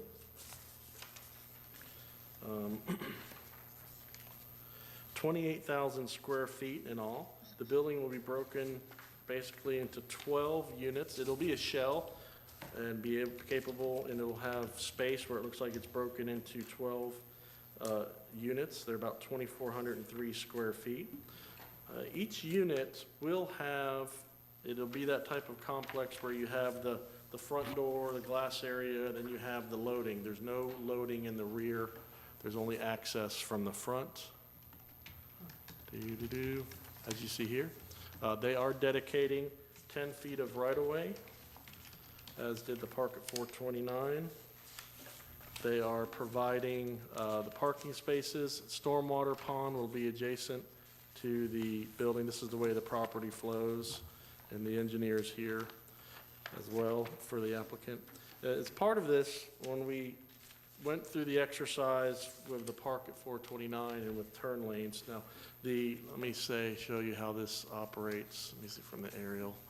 So East Crown Road, from this road, I think it's Crown Point Crossroads, south is under the jurisdictional maintenance of the City of Winter Garden. North is Orange County. We had them reach out and find out from Orange County with this development plan what is the traffic maneuvering responsibilities going to be? Is there a left turn lane? Does the county want a left turn lane provided into the site? And you can see a series of documents from their transportation consultant. Orange County reviewed it and said there's not. So with this site, we know for certain that Orange County does not want a left turn lane or a right turn decel lane, no widening of the right-of-way into the site on the portion of the road that they maintain. So we have that answer at now. No, we didn't wait until preliminary and final site plan to have that answer. Didn't know if anyone would be in the audience as they were for the Park at 429. So what would it take to get a turning lane there? I'll have the engineer come up and answer that. All right. So they're Major providing fatalities. 91, what's that? They're providing 91 parking spaces, and which is over the minimum. It is not in the Wekiva area, so with this, as I said, you've got the PUD land use plan, which shows the access point, the right-of-way dedication, basic footprint of how this PUD will develop. This is a rendering we're still working on with them. We want a little bit higher parapet than they're showing here. There's options like, these are sort of options that you see on these type of smaller light industrial. These are, so it's going to add to the employment generation that we're seeing with the city of Ocoee presently. Under the Park at 429, we have the 650,000 square feet. We've got the 400,000 square feet This building is totally leased up. This building is leased up except for a 3,000 square foot section right over here. Million square feet. This is 650,000 square feet in total. Park at 429. Both buildings? No. The full site is 650,000 square feet. There's another building to the south. So what's gonna happen is, this is how it's gonna develop out. This parcel, this lot, which is on the corner of Palm Drive and East Crown, was purchased by a construction company, and they are going to construct, as of Tuesday, I mean, even before they purchased the property, they purchased it in order to build, actually all office space here. Yeah. This building was 60,000 square foot, and it is purchased, and we are having a pre-construction meeting tomorrow, in the sense that Park at 429 didn't build all the infrastructure, the parking lot for this building, and so this is gonna be, they're coming in at 30,000 square foot, not at the full 60,000, but the pad is available for the full 60. They're only building half of it at this time. This is a digital media company. This will be as 104,000 square foot of office, and then the last building, the original developer still owns this, and they're gonna spec out this building. It's a 50 to 60,000 square foot building. I thought that was a dry drainage pond. That's here, you have a wet pond, and then you have a dry pond, and then a wet pond, or a wet pond and a dry pond. Yeah, it's further up that way. So, big employment generator. Winter Garden's got some light industrial uses they're looking at. It's really gonna be a successful employment generator for both cities. What's the traffic analysis for this thing that's under consideration? It is, We wasted a lot of paper justifying that. And what dreams are. Orange County never wants to see any papers, for sure.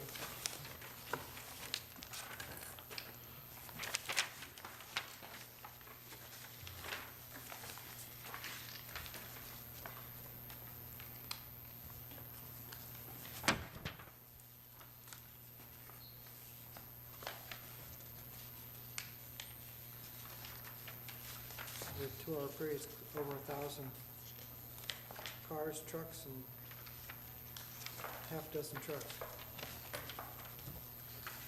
Where's that? Oh, up here, okay. It's in this PER, I think. So 1,000 trips a day? Is It's that what over it's saying? 1,000, yeah. So you have 1,000 trips, no right in and no left turn lane? Yeah, no rights in, no left. So you got that 1,000 to the cars that are coming down there now. it's not 1,000 trips. I thought that's what it says at the intersection of peak hour. Yeah, pretty much about it. In those 2 hours. No. Anybody goes to that intersection now, at either morning or night, you just sit through 3 or 4 light cycles before you get through. If somebody doesn't come down 429, that kills everything, then start over, So we're just slowly choking off all the pretty much. north-south arteries. The grand entrance to Ocoee would be flooded twice a day, at least. Anyway.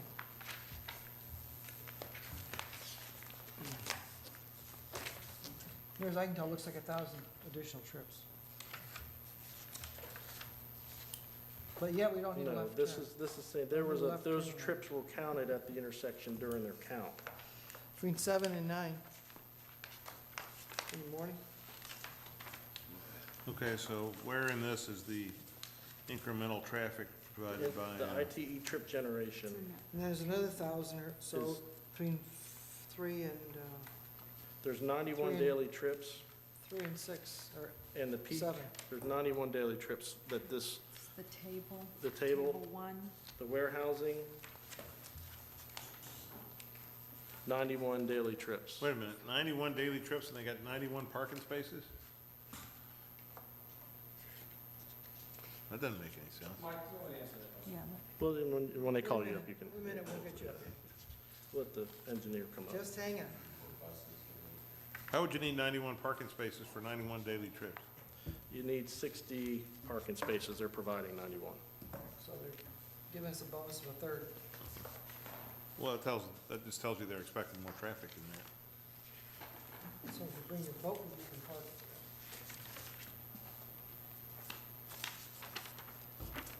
Okay.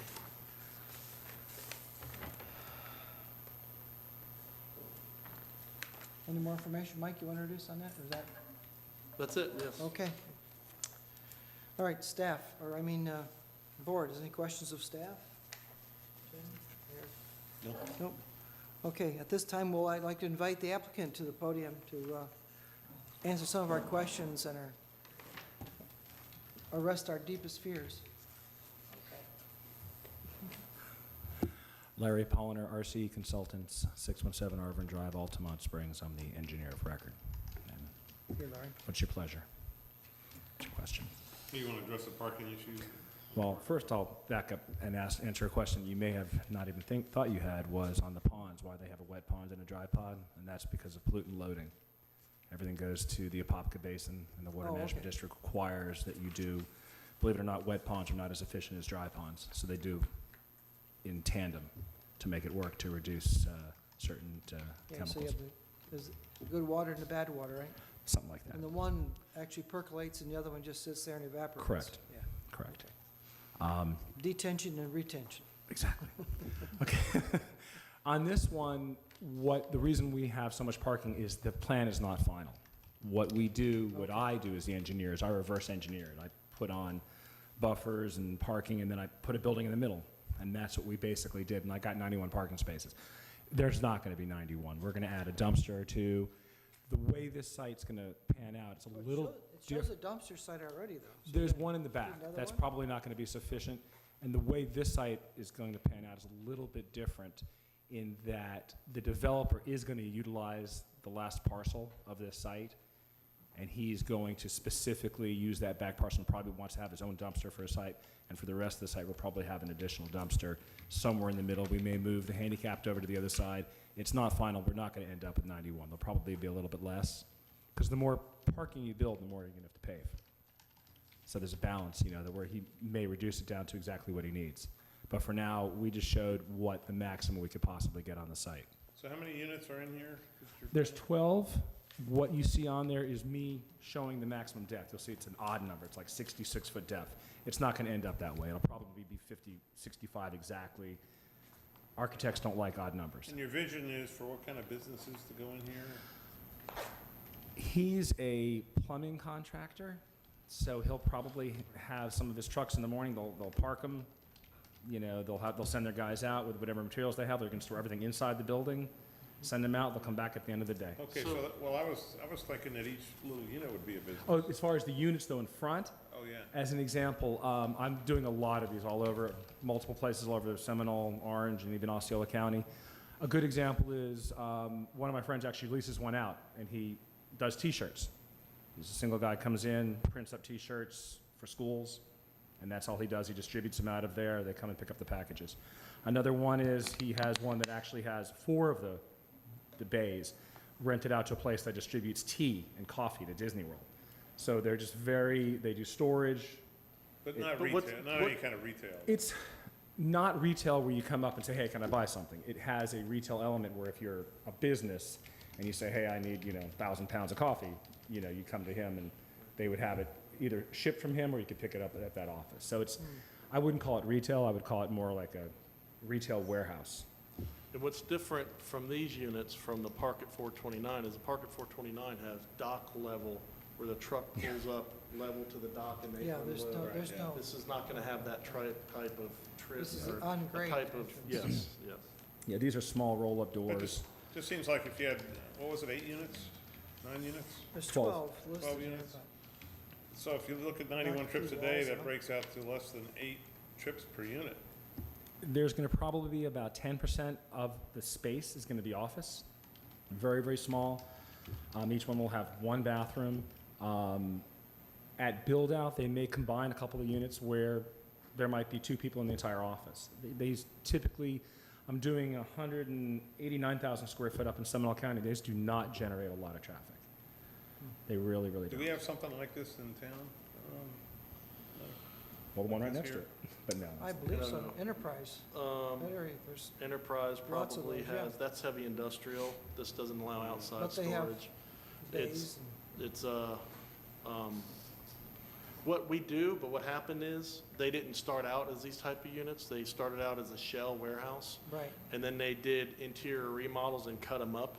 And so if you go along across from our Public Works facility on McGuire Road, you'll see one of these, and you'll see, there's a lot of bug exterminators. Oh, yeah, and- yeah, they and so have, yeah. That was a organic, that made into one of these, but it was originally just a warehouse. That's why there's no parking on those sites. The only because- one I know of that's similar is actually Winter Garden. It's just farther down the street, farther down towards Plant Street. On the east or the west side of the road, there's a big unit in there that has like offices, and, except they have rear access. Well, there's, Right, you there- get- there's the like two opposites. There's a printing where we Yeah. get our cards printed. Right, there's the Yeah. two opposites on these They sites have too. these I've seen printing ones where they Yeah. have come in and put in collector cars and just walked away and come back once a month to look at them. I've seen one, but this is the opposite extreme, and that's actually Orange County, where the Orange County Fire Marshal's office rented out one and turned it into their office. That is actually a warehouse office that they turned into Wow. their office. So, but I can't see that happen, because they actually The- had to build the whole thing I out think to these types utilize. of facilities become the backbone of American small business, is this type of situation, because the overhead and. These are fantastic. facility, I mean, yeah. for how much they lease out per square foot, they're fantastic. So, for once, it looks like it fits the, building looks like it fits the location it needs to be. My only heartache is the traffic. It's just- Likewise. It's just gonna be worse, Traffic. so. Yeah. Bon voyage. I'm not a traffic engineer, but Oh, I I know. looked at the analysis, I looked at Understand. my numbers on they match up to his. He You're went to just different constructing the intersections. building, right? Hmm? You're the contractor for the buildings? I'm the Just the engineer. engineer. I'm the Oh, engineer. the engineer, Yeah, just okay. Yeah. So if you have, just for the comedy aspect with this Planning and Zoning Commission, if you look at the last document is my transportation consultant. So I had him look at what their Yeah, consultant Okay. generated. I And read what your Orange letter. County said, he said he thinks these numbers are conservative. I read your letter. Yeah, I most think people they're come in the morning, conservative. hang out, Someone that couple owns a paint deliveries here and business, there. store their paint there, they won't operate out of their house anymore That's good, legally. that's good. Empty those garages, get some cars in there. There's We actually, have one that's being built in Ocoee to store collectors' cars. and we- there we is made one in them- Orange County like that, where they have collector cars and uses it, he rents it out at night for parties, but we won't do that here. As long as it's for charity, no problem. It is. You should see the cars, it's pretty amazing. It's right So, by Winter Park. This is just, Okay, any other- so when this comes back through for preliminary and final site plan, you'll probably combine them. All right. Any other questions of the applicant by the Well, it'll board? be cleaned up by Commission then. here? Anything else? Thank you. All right. This is a public hearing. Let's see when we need to do that. I guess it's, anything else to add, Mike, before we call it the, open the public hearing? All right, at this point, we'll open the public hearing and would like to stand up and speak. Please fill out a form and go to it. Seeing and hearing none, we'll close the public hearing on to the, looking for, I guess, a motion. And the No, motion's no. just for annex and Okay, we rezone? want one for annexation. Four We're gonna have items four in this total. one. We would, all at once, right? No, This is a big Annexation, one First each. you go annexation. One small each. scale. Okay. First one is annexation. That's your motion. Basis. All right, I move that this board recommend approval of the small-scale comprehensive plan amendment from low-density residential. Annexation. We're gonna have to annex. Oh, we have to in do the first. annexation Yeah, for the rezoning. Yeah, no problem. We gotta bring it in, and then we change the comp plan, and then we can do the zoning. The zoning is Okay. then allowed. First one is annexation, number one. All right. Motion. So I would like to make a motion that this board recommend approval of the small-scale comprehensive plan. No. Why do I keep saying that? Annexation. Annexation. We gotta bring it in the city first, then we can do the other stuff. you make? Annexation. Oh, man. I think they're all listed. Wait, Yeah, you know, what, here, let's just cross it out so I don't do that again. Okay, you won't say that there. All right. Here, one more time. I'd like to recommend approval of the annexation There you go. for 901 East Crown Point Road PUD, project number RZ1803. Oh, no, no. AX. AX. AX 031781. Good thing we're all watching. Second. This is water, I swear. Okay, we have We got a motion and a second. a motion and a Is second? it a complete motion? I think so, yeah, it's close enough. Is it adequate motion? Yeah, that's the Okay. motion. Yeah, pretty simple. Who is the second? Mr. Sims? Yes. Mr. Sills was second on that. Thank you. All right, we have a motion and a second. Any discussion?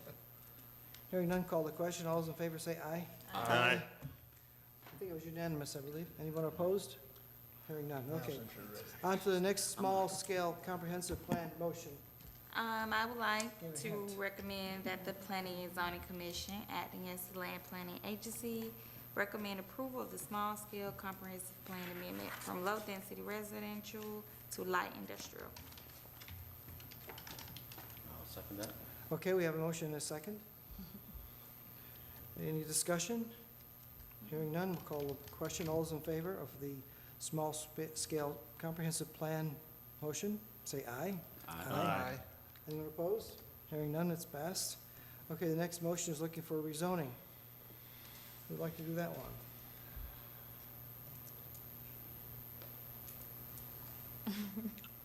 You can do it again. I would like to recommend that the Planning and Zoning Commission, acting as the Land Planning Agency, recommend the rezoning to PUD for Yes, the PUD. 901 East Crown Point Road, RZ, RZ 180303.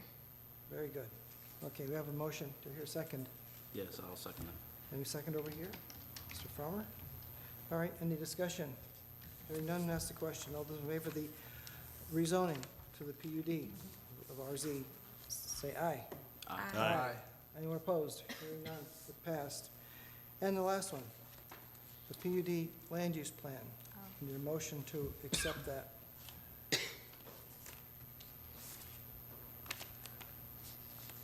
Anyone?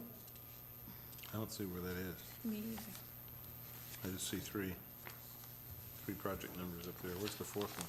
PUD land use, we're changing to a PUD, correct? Yeah, there's four on your, It doesn't have a case number, a number. the motion to approve the PUD land use plan for 901 East Crown Point, PUD would be your Do motion. you want to do that? I don't even see it.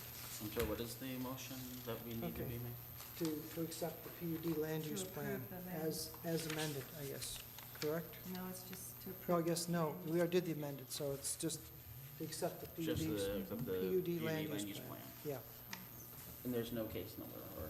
No, there's no- No. So, but, I just have a question. Under the issue, it only has three things. Small-scale comprehensive plan, low-density to light industrial, annexation, and rezone. It should say in PUD land use plan.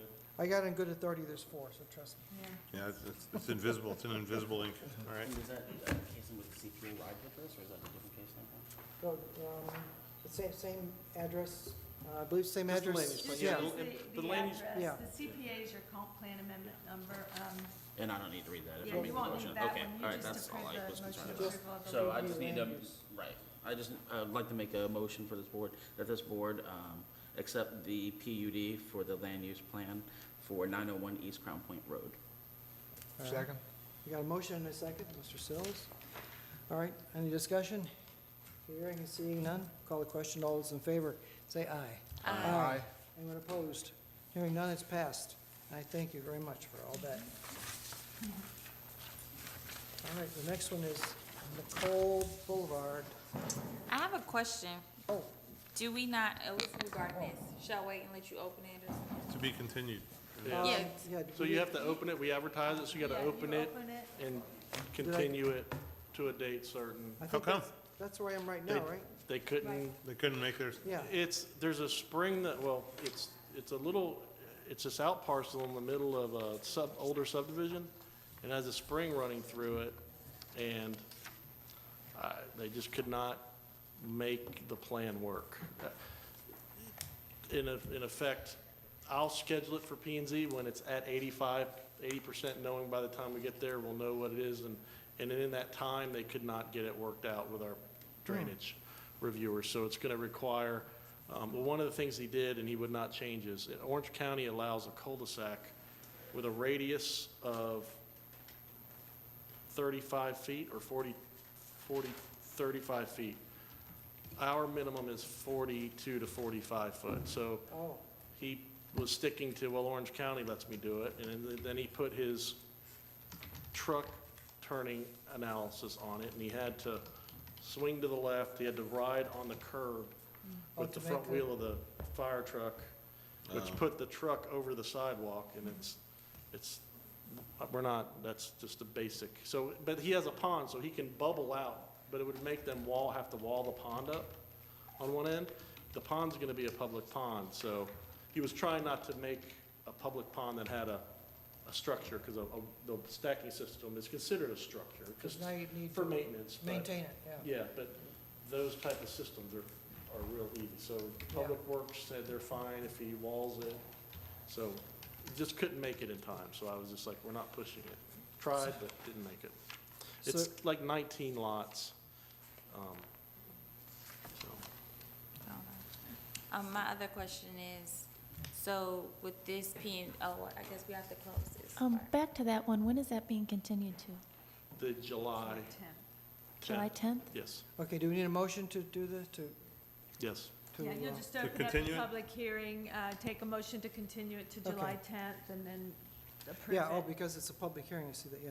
So we Yeah. gotta open it and In close case it, I there's guess. anyone hiding in the So- lobby here to speak on it, we need to give them that So I'm- opportunity. So, I we thought should- maybe that's what those two people down there were. so with that, I'll open the public hearing.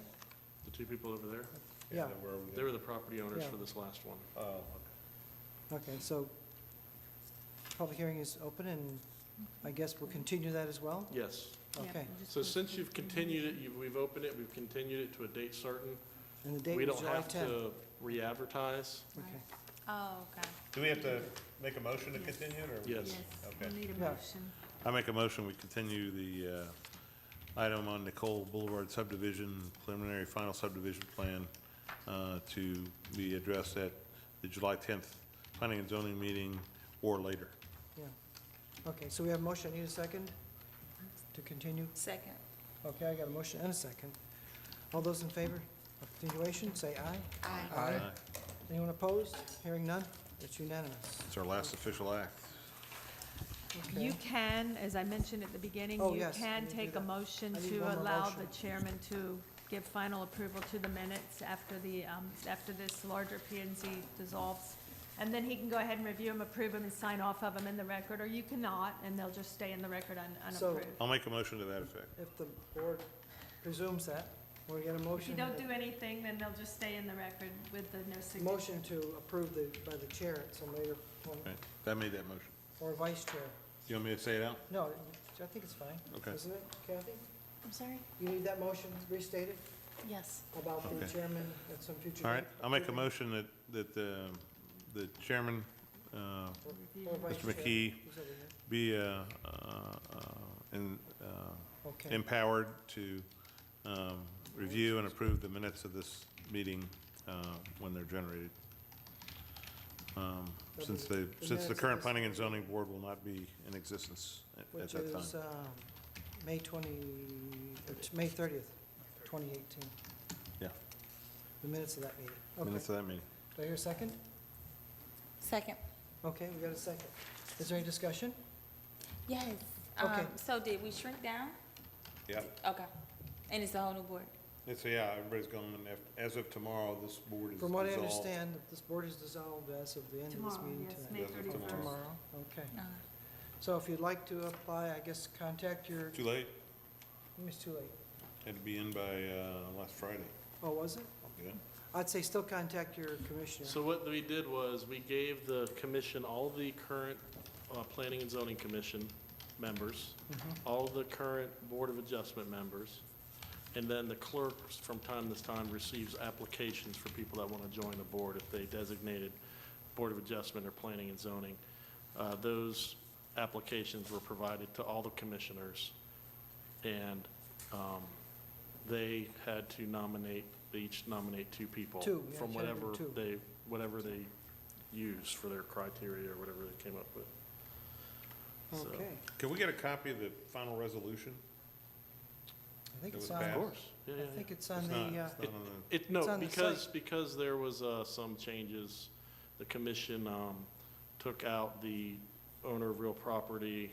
We have you just provided a final version of the ordinance yesterday? well, one of the things that was gonna be Oh, defined, no, I sent it out after the meeting for Yeah, y'all to okay. look at. But we're yeah. still so, Oh, But so it's not on There the- was some revisions based on their discussion. it's not on the site. well, one of the So things, now they you don't have to own property to be on the planning and zoning No. They commission? removed that. You reside in the. just have to Yeah, reside. You have to reside. reside. Reside in the state? In the No, city. in Oh, code. the It's Like city. it currently Oh, okay, is okay, okay. before, it's, Yeah, yeah. it's still that You don't way. have to own and reside, just So they reside. did away with that. Just own. They did reduce it from 9 to 5. They did away with the provision that any 3 absences of any kind would throw you off the board. But they left it open for the city staff to define what an excused and unexcused absence is. So that's what my interest is. It was, the- how the board, how the city commission discussed it.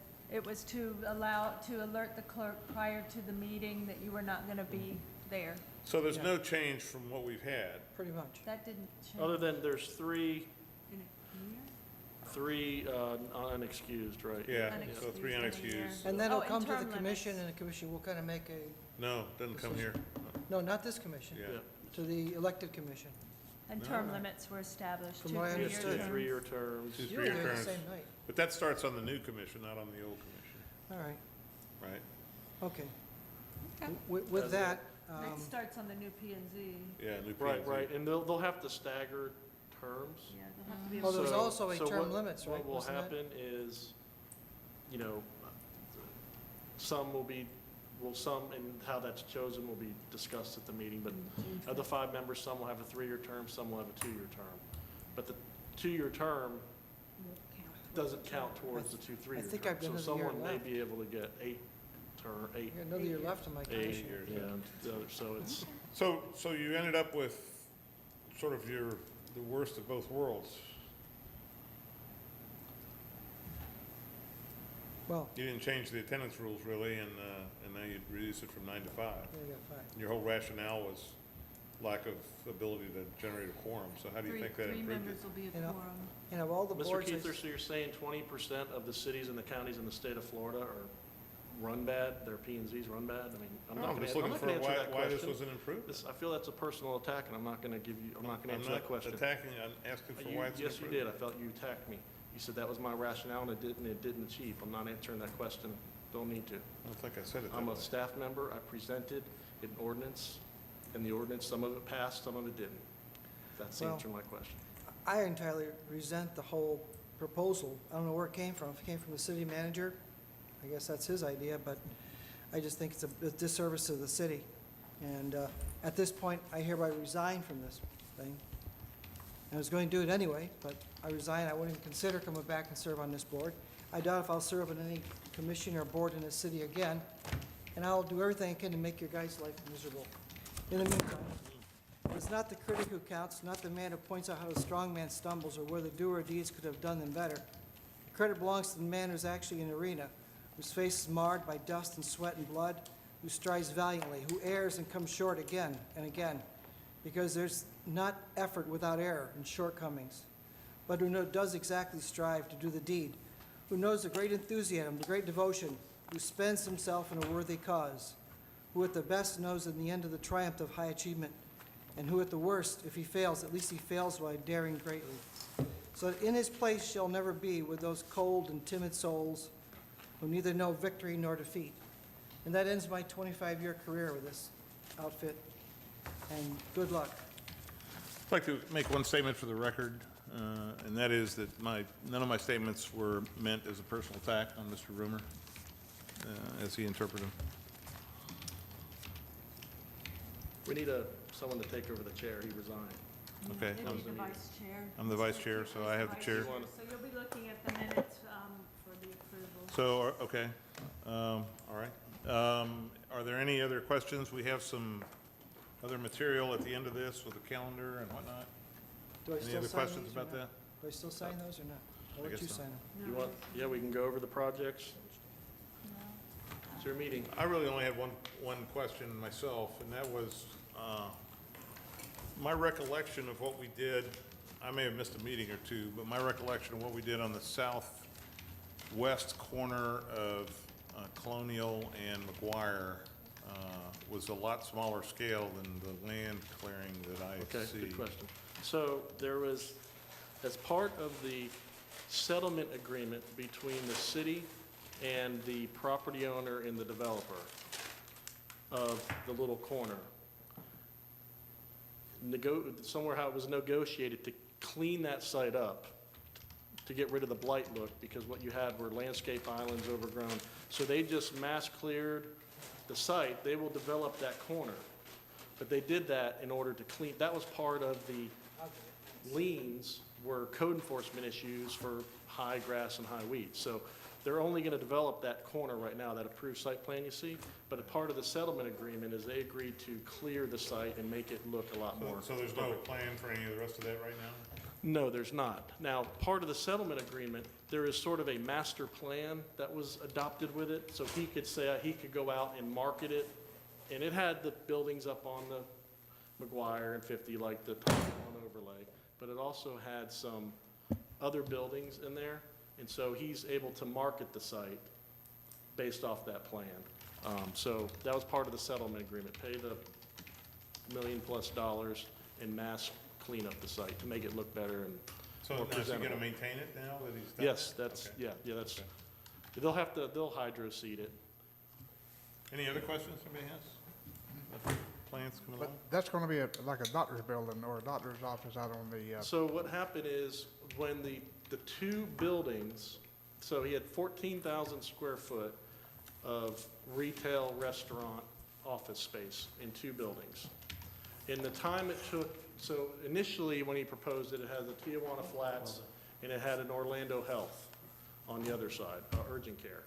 In the time it took to go through the settlement agreement, I believe, I don't say he lost it, but now Orlando Health is going in the middle unit across the street where the old Sable Hotel was. So he's still breaking ground. He's still got, Hembry Construction's gonna build the 14,000 square foot buildings. So- Lost your quorum. But this isn't a public hearing, this is, yeah. What he has is, what I know of in there is still the Tijuana Flats. He doesn't have, it's two buildings, so, but the Orlando Health Urgent Care is not going in there now. okay. I've heard he has an LOI on a chicken salad chick and oh man, I just talked to him at the retail conference show. Another one, a breakfast, like it's not First Watch, but it's something like that. But they have LOIs and it's gonna go through the process. But that Orlando Health is gonna go in where the Sable Hotel was. So they've got Qdoba, they've got Papa John's, Jimmy John's, T-Mobile, and then it's gonna be called Care Spot. It's what Orlando Health, They have some Calling. signage up to that effect. yeah, but they're calling it Care Spot. Okay, 'Cause I just saw the signage, so I don't know why it's not Orlando Health Urgent Care. okay. That's what they call it. That's all I had.